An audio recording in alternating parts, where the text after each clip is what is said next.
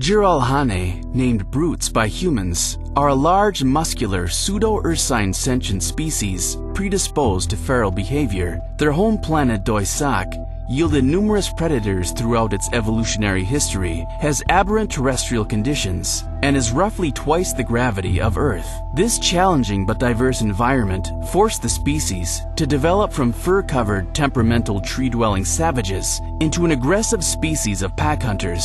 Jiralhanae are incredibly strong and fast, with highly sensitive olfactory glands, enabling them to hunt down prey quickly, even in unfamiliar environments. Without grooming, Jiralhanae become covered in a thick, matted fur, which can vary in color, but is most commonly brown or black. Beneath their fur is a tough, leathery skin. They have 3 fingers and an opposable thumb on each hand, with large cloven-toed feet bearing thick, hardened claws. Jiralhanae are a clan-dominated patriarchal society which follows a classical dictatorship from territory to territory. Clans are the most prominent division within their culture, with larger metaclans or skeins forming out of an aggregation of individual groups with common interests. The most powerful clans generally dominate a given skein. The strongest male leads Jiralhanae clans, but chieftain status can be overturned in an instant if challenged to physical combat. Females serve the role of mother and caretakers solely,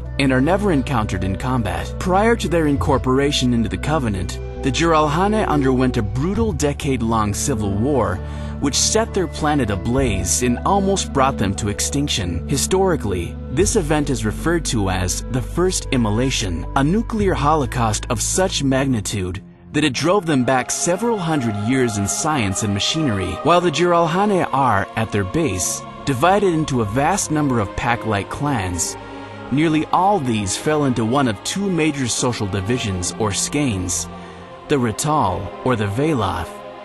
These skeins were profoundly different in culture, philosophy, and most importantly, their pursuit of power. Eventually they collided when a protracted territorial dispute took a sudden and violent turn. Though most carnage was brief, the after effects collapsed all of Jiralhanae's society.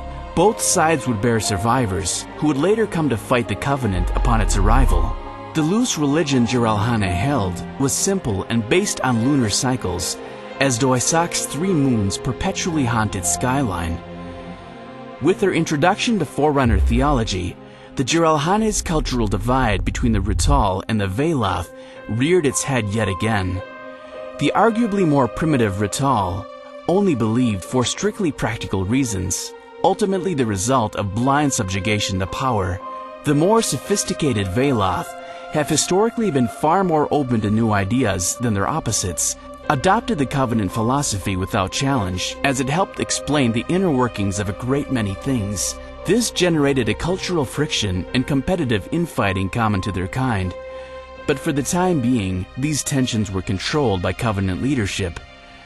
After the Covenant's destruction, most Jiralhanae survivors have forsaken Covenant beliefs. When the High Prophet of Truth rose to power in 2525 CE, he began to perceive cracks between the Sun Shum and the Sangheli on how to handle the threat of humanity.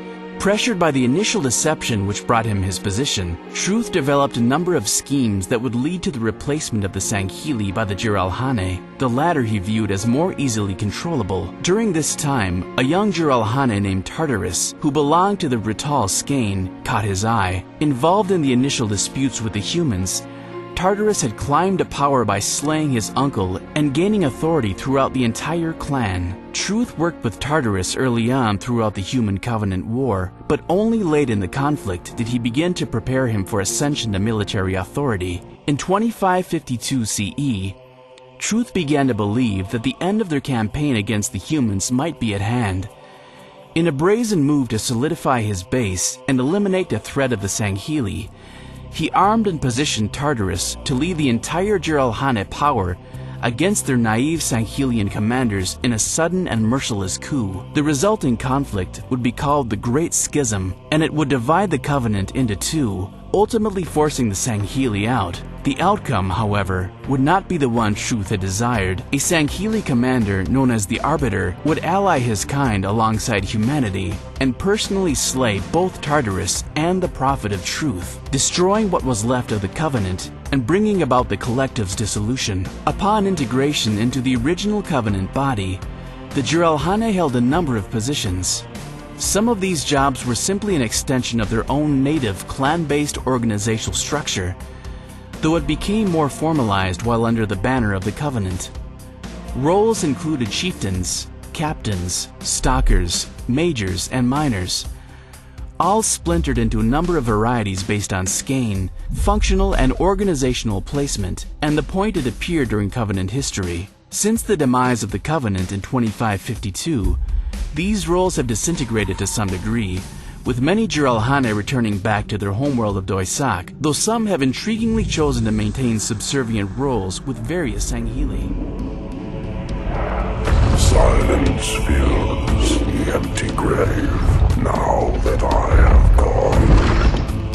But my mind is not at rest, for questions linger on. I will ask, and you will answer. All right. Shoot.